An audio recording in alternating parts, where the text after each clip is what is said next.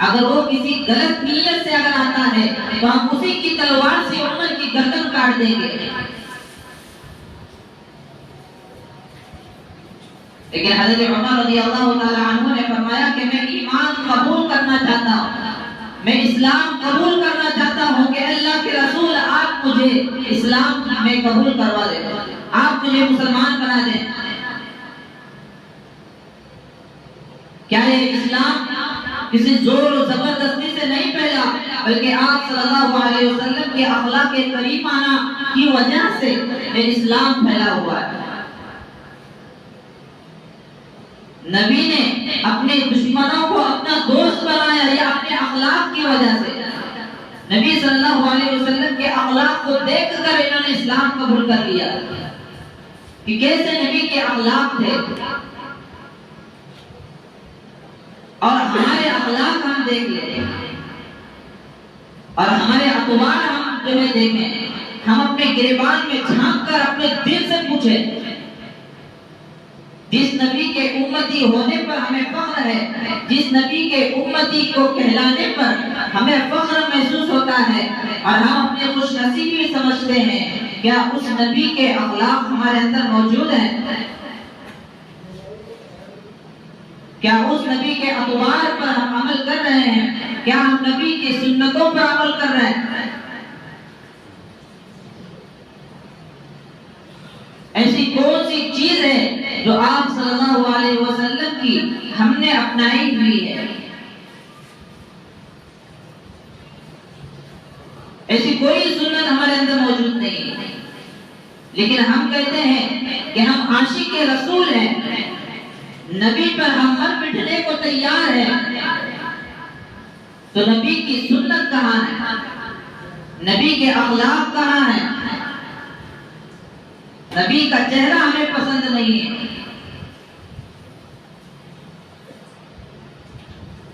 और जब क़यामत के दिन अल्लाह तबारक व तआला पूछेंगे कि मेरे नबी ने तुम्हारे लिए मार खाई है, मेरे नबी ने तुम्हारे लिए गालियों को बर्दाश्त किया, भूख और प्यास को बर्दाश्त किया, और तुमने मेरे नबी के चेहरे को पसंद नहीं किया,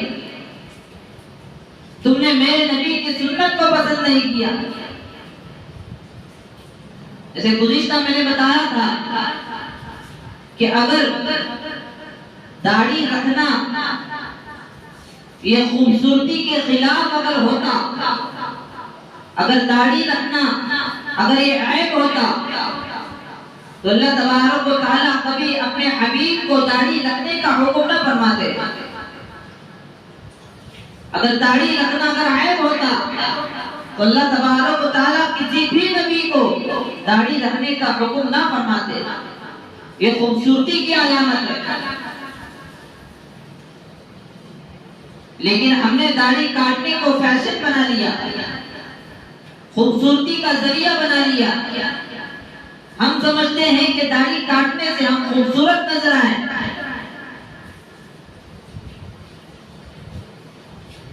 जरा हम नबी की खूबसूरती देखें। अम्मा आयशा सिद्दीका रज़ियल्लाहु ताला अन्हा फरमाती हैं कि जब आप सल्लल्लाहु अलैहि वसल्लम के चेहरे को मैं देखा करती थी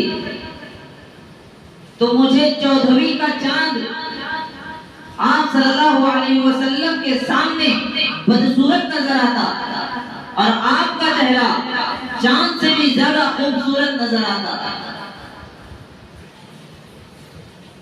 ये नबी की खूबसूरती का आलम है।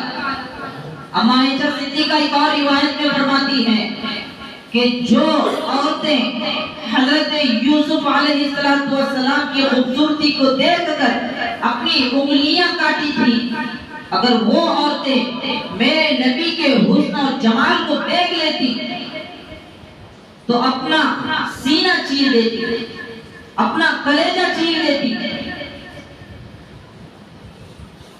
लेकिन अफसोस है कि हमने दाढ़ी के काटने को खूबसूरती बना लिया है और हम कह रहे हैं कि हम नबी की किस्मत पे मरने को तैयार हैं, हम नबी के ऊपर मर मिटने को तैयार हैं, अपने माँ बाप कुर्बान करने को तैयार हैं, अपना घर-बार लुटाने को तैयार हैं, लेकिन नबी की सुन्नतों पे अमल करने को तैयार नहीं है। नबी के अखलाक और नबी के अतवार, नबी के तरीकों को हम अपनाने को तैयार नहीं है। हज़रत फातिमा ज़ोहरा रज़ियल्लाहु ताला अन्हा, उनके मुतालिक एक सहाबी आप सल्लल्लाहु अलैहि वसल्लम के पास आए और कहने लगे कि अल्लाह के रसूल, आपकी बेटी फातिमा बीमार है। तो आप सल्लल्लाहु अलैहि वसल्लम ने अपने साथ एक सहाबी को लेकर हज़रत फातिमा की इयादत के लिए गए और अंदर आने की इजाजत चाही। तो हज़रत फातिमा ने अंदर आने की इजाजत दे दी। फिर नबी सल्लल्लाहु अलैहि वसल्लम ने फरमाया कि फातिमा, मैं तो आ जाऊंगा, लेकिन मेरे साथ में मेरे सहाबी हैं।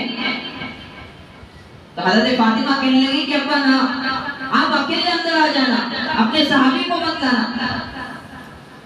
नबी फरमाने लगे कि ऐ फातिमा, ये तो मेरे सहाबी हैं, मैंने अंदर क्यों न लाऊं? तो हज़रत फातिमा कहने लगी कि अब्बा, मेरे पास इतना कपड़ा नहीं है जिससे मैं पर्दा कर लूं।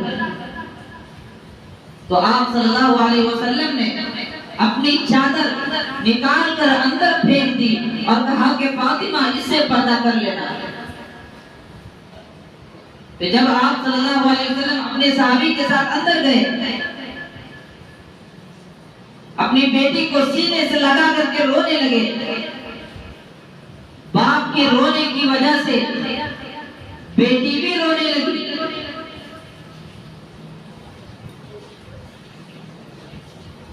आप सल्लल्लाहु अलैहि वसल्लम ने हज़रत फातिमा से पूछा कि फातिमा, तू क्यों रोती है? तो हज़रत फातिमा कहने लगी कि अब्बा, आज का तीसरा दिन है, मैंने एक लुक़मा भी खाना नहीं खाया। तो आप सल्लल्लाहु अलैहि वसल्लम फरमाने लगे कि फातिमा, तू सब्र कर ले, मैं सब्र कर लूंगा, मेरी उम्मत की मग़फ़िरत हो जाएगी। क्या कहा? तू सब्र कर ले, मैं भी सब्र कर लूंगा, मेरी उम्मत के गुनहगारों की मग़फ़िरत हो जाएगी। लेकिन अफसोस है आज के मुसलमानों पर, जिन्हें गैरों के तरीके पसंद आते हैं, इस्लाम का मजाक उड़ाने वालों के तरीके पसंद आते हैं, लेकिन प्यारे हबीब सल्लल्लाहु अलैहि वसल्लम जिनकी तारीफ का वाक़या उठाकर देख ले, मक्का के गलियों की जो है दास्तान उठाकर देख ले कि किस तरह से नबी सल्लल्लाहु अलैहि वसल्लम ने इस उम्मत के लिए मार खाई है, कि कैसे नबी सल्लल्लाहु अलैहि वसल्लम ने इस उम्मत के लिए गालियों को बर्दाश्त की है। जब अल्लाह तबारक व तआला की तरफ से फरिश्ते आ गए, उन्होंने कहा कि अल्लाह के रसूल, आप हमें हुक्म दे दें, हम मक्का और मदीना के दोनों पहाड़ों को मिलाकर इस कौम को लेस और नाबूद कर देंगे, खत्म कर देंगे। लेकिन आप सल्लल्लाहु अलैहि वसल्लम ने फरमाया कि ये मेरी उम्मत है, अगर इन्होंने मुझ पर ईमान न लाया, अगर इन्होंने अल्लाह पर ईमान नहीं लाया और मेरे दीन पर अगर इन्होंने अमल नहीं किया, तो अल्लाह तबारक व तआला इनकी औलाद में से ऐसे बंदों को पैदा करेगा जो मुझ पर ईमान लाएंगे और मेरे रब पर ईमान लाएंगे। तो क्या अल्लाह तबारक व तआला ने हमें बगैर मांगे उम्मती के अंदर पैदा नहीं किया? हम जिस नबी के उम्मती होने पर फख्र महसूस करते हैं और उम्मती कहलाने पर अपनी खुशनसीबी समझते हैं, तो क्या उस नबी का चेहरा हमें पसंद नहीं आना चाहिए? हम कामों का बहाना करते हैं कि हमें जो है काम के ऊपर दाढ़ी रखने की इजाजत नहीं, तो फिर इस्लाम के अंदर दाढ़ी काटने की इजाजत नहीं। किस हद से हम दाढ़ी काट रहे हैं? और हम कहते हैं कि आप सल्लल्लाहु अलैहि वसल्लम क़यामत के दिन अपने तमाम उम्मतियों की शफाअत करेंगे, तो हमारी शफाअत कैसी होगी? जब नबी सल्लल्लाहु अलैहि वसल्लम देखेंगे अपनी उम्मती को कि उसके चेहरे पर मेरी सुन्नत नहीं है, उसकी जिंदगी में मेरा तरीका नहीं है। हज़रत फातिमा रज़ियल्लाहु ताला अन्हा का जिस वक्त में निकाह का वक्त आया था, मैं मुख्तसर अपनी बात को समेट रहा हूँ। जब जिस वक्त में हजरत अली रज़ी अल्लाह तआला अन्हु के साथ हजरत फातिमा का निकाह तय पाया था, तो अल्लाह के रसूल सल्लल्लाहु अलैहि वसल्लम अपने फातिमा अपनी बेटी के पास गए और जाकर कहा कि ऐ फातिमा, अल्लाह ने तेरा निकाह तय कर दिया है। तो हज़रत फातिमा ने अपने रजा का, राजी होने का इजहार किया। तो अल्लाह के रसूल सल्लल्लाहु अलैहि वसल्लम ने कहा कि ऐ फातिमा, क्या तू ये नहीं पूछेगी कि तेरा निकाह किसके साथ जो है तय किया है? हज़रत फातिमा कहने लगी कि जब ये अल्लाह का फैसला है तो फिर मेरा निकाह किसी के साथ भी हो, मुझे मंजूर है। तो आप सल्लल्लाहु अलैहि वसल्लम फरमाने लगे कि ऐ फातिमा, हज़रत अली की हालत जो है बड़ी तंग है, वो जो है तेरा महर नहीं दे सकते, तो मैं तेरा महर तय करता हूँ। आप सल्लल्लाहु अलैहि वसल्लम ने एक महर तय कर दिया। तो हज़रत फातिमा रज़ियल्लाहु अन्हा कहने लगी कि मैं इस पर राजी नहीं हूँ। इस तरह से जो है आप सल्लल्लाहु अलैहि वसल्लम रकम बढ़ाते गए। तो हज़रत फातिमा जो है बिलाखिर ना ही कह रही थी कि मुझे इस महर पर निकाह नहीं करना, ला अर्ज़ा बिहादा या अभी, मैं इस पर राजी नहीं हूँ।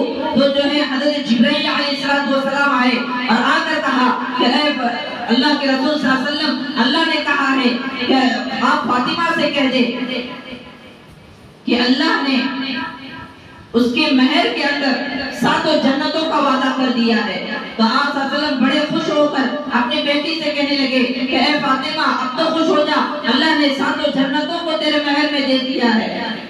तो उस पर भी कहने लगी कि ला अर्ज़ा बिहादा, ऐ अब्बा, मैं इस पर भी राजी नहीं हूँ। तो आप सल्लल्लाहु अलैहि वसल्लम रोने लगे और बाप को रोकर देखकर बेटी रोने लगी और कहा कि अब्बा, आपसे अल्लाह तबारक व तआला दिरहमों का जो है आपसे कहलवाता है, आप जो है दिरहमों को बढ़ा रहे हैं। जब मैं उस पर राजी नहीं होती तो अल्लाह तबारक व तआला 7 जन्नतों को मेरे महर में देने के लिए जिब्राइल को भेजता है, लेकिन मैंने जो अल्लाह से मांगा है, अल्लाह वो मुझे महर में क्यों नहीं देता?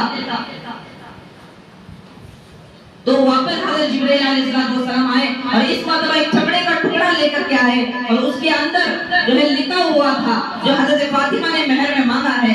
तो हज़रत जिब्राइल ने नबी सल्लल्लाहु अलैहि वसल्लम को चमड़े का टुकड़ा दे दिया और कहा कि अल्लाह के रसूल, फातिमा से कह दो कि उसने जो अल्लाह से महर मांगा था वो अल्लाह ने दे दिया।